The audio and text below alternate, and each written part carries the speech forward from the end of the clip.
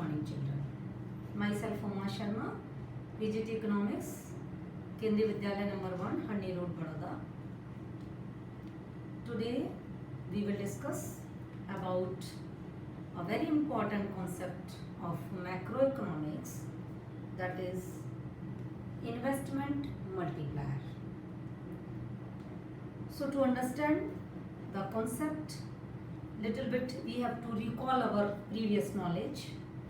We have studied about the excess demand, deficit demand, what are the measures to correct excess demand and deficit demand, what are its impact on economy, inflationary gap, deflationary gap, and measures to correct it.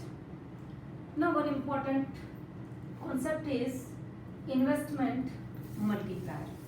So let us see what is investment multiplier. This concept is given by John Maynard Keynes, जो कि एक British English economist थे, और उन्होंने अपनी book general theory of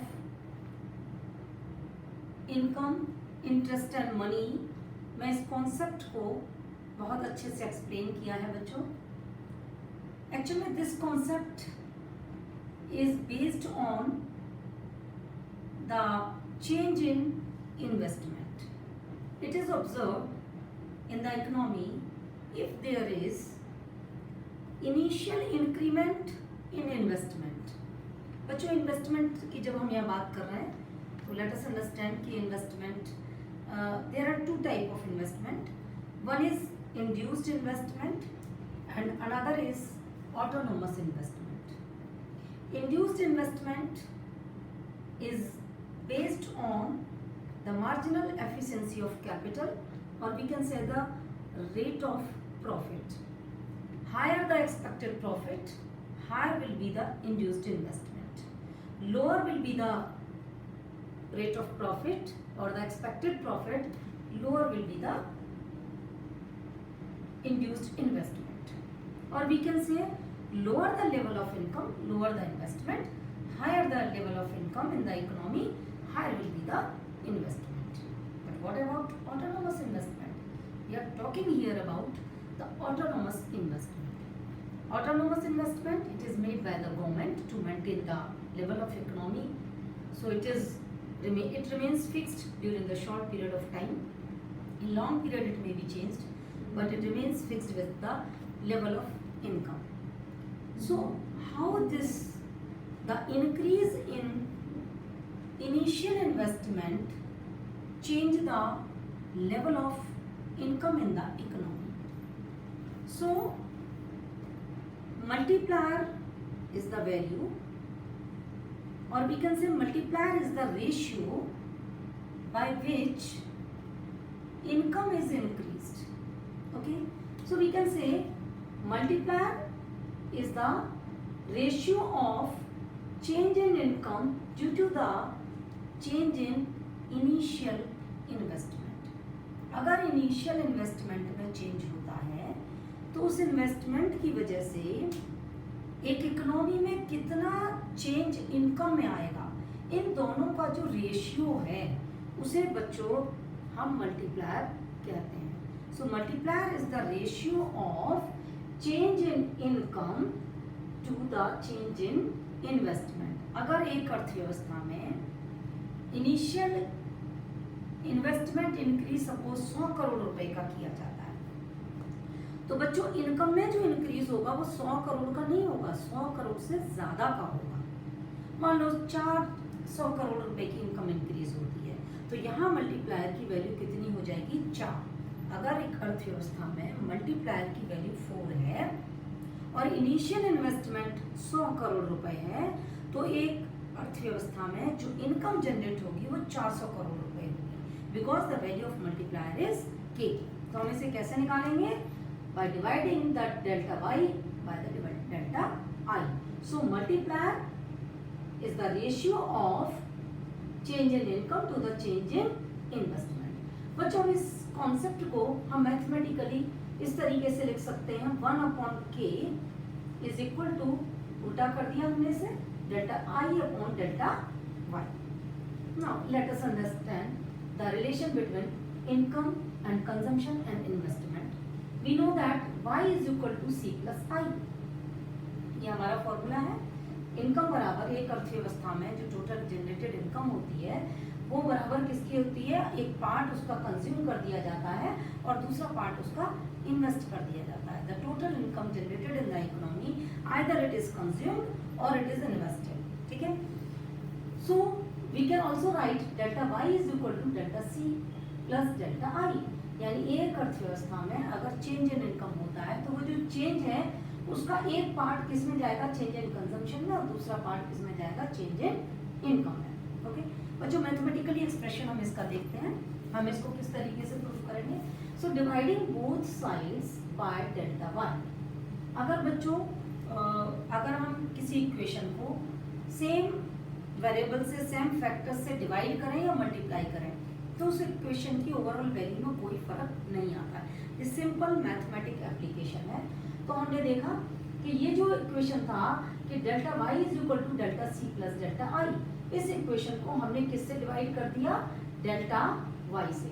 तो क्या हो गया, delta y upon delta y is equal to delta c upon delta y plus delta i upon delta y. Now delta y से डेल्टा y हम कैंसिल कर देंगे तो ये हो गया 1. Delta c upon delta y की वैल्यू को हम क्या कहते हैं बच्चों, marginal propensity to consume. Marginal propensity to consume क्या होता है, the ratio of change in consumption due to the change in income. जब एक अर्थव्यवस्था में आय में चेंज होता है, इनकम में चेंज होता है तो उसका कितना पार्ट हमने कंजम्पशन किया. अगर हम इन दोनों का रेशियो निकालेंगे तो उसे हम क्या कहेंगे, मार्जिनल प्रोपेंसिटी टू कंज्यूम. और delta I upon delta Y की जगह बच्चों हम यहाँ से ले सकते हैं delta I upon delta Y बराबर किसके है, 1 अपॉन के के. तो हमने यहाँ क्या ले लिया, 1 अपॉन के. ओके, आगे फर्दर हम मैथमेटिकल ट्रीटमेंट इसका करते हैं बच्चों. तो यहाँ हो गया एमपीसी को हम इस साइड में ले गए तो ये हो गया 1 minus MPC is equal to 1 upon K. Further हमने शफल किया तो के इज इक्वल टू आ गया 1 upon 1 minus marginal propensity to consume. Okay, तो बच्चों मार्जिनल प्रोपेंसिटी टू कंज्यूम हमारा एक और फॉर्मूला होता है 1 minus MPC is equal to होता है MPS. We know that MPC plus MPS is equal to 1. अगर MPC plus MPS is equal to 1 है तो एमपीएस बराबर क्या हो जाएगा, 1 माइनस एमपीएस. तो 1 माइनस एमपीसी, तो हमने यहाँ लिख दिया 1 माइनस एमपीसी की जगह पर मार्जिनल प्रोपेंसिटी टू सेव. बच्चों ये जो मल्टीप्लायर है इसकी फंक्शनिंग कैसे होती है, एक्चुअल में बेसिकली ये किस पे डिपेंड करता है. बच्चों ये देखा गया है कि इकोनॉमी में कि जो इनकम जनरेटेड होती है उस इनकम का जितना ज़्यादा हम कंजम्पशन करेंगे, जितना ज़्यादा हम उसका कंजम्पशन करेंगे, यानी मार्जिनल प्रोपेंसिटी टू कंज्यूम जितनी ज़्यादा होगी, वैल्यू ऑफ मल्टीप्लायर उतनी ज़्यादा होगी. यहाँ देखिए इन दोनों का डायरेक्ट रिलेशन है. मल्टीप्लायर और marginal propensity to consume is directly related. If the value of MPC is higher, इसका मतलब क्या हुआ कि जो इनकम एक अर्थव्यवस्था में, अगर हम टोटल इनकम की बात करें तो मैक्सिमम पार्ट उसका कंज्यूम हो रहा है. अगर higher will be the value of MPC, higher will be the value of multiplier. और अगर higher will be the multiplier then the generated income will be the larger. Clear? अब in the same way we can see the relation between the multiplier and marginal propensity to save. Marginal propensity to save is inversely proportional to the multiplier. इसका मतलब क्या हुआ कि higher the value of MPS, marginal propensity to save, lower will be the value of multiplier. And if lower will be the multiplier, the increase in income will also be the lesser or low. Okay, so multiplier and a marginal propensity to save is inversely proportional. If MPS is higher, saving अगर ज़्यादा है तो हमारे multiplier की value लो आएगी, और अगर saving हमारी कम है तो इसका मतलब क्या हुआ, मल्टीप्लायर की वैल्यू हमारी ज़्यादा मार्जिनल प्रोपेंसिटी टू कंज्यूम के टर्म्स में देखें बच्चों, अगर हायर एमपीसी होगा तो लोअर एमपीएस होगा। दोनों देखिए क्योंकि MPC plus MPS is equal to 1, दोनों की वैल्यू कितनी है 1। तो अगर एमपीसी हायर है तो एमपीएस कैसा होगा, लो, और अगर एमपीसी कम है तो इसका मतलब क्या हुआ, एमपीएस की वैल्यू हमारी हाई होगी और अकॉर्डिंगली हमारा के चेंज होगा। Higher will be the value of K, higher will be the generated income or the increase in income. If the value of multiplier is low, there will be less increase in income. तो जो basic assumption इसके पीछे क्या है, basic theory क्या है इसके पीछे, अगर हम देखें अर्थव्यवस्था में ये ऑब्जर्व किया गया है कि एक व्यक्ति की जो इनकम होती है, जब वो उस इनकम को खर्च करता है यानी कंज्यूम करता है, तो वो किसी दूसरे व्यक्ति की इनकम बन जाएगा।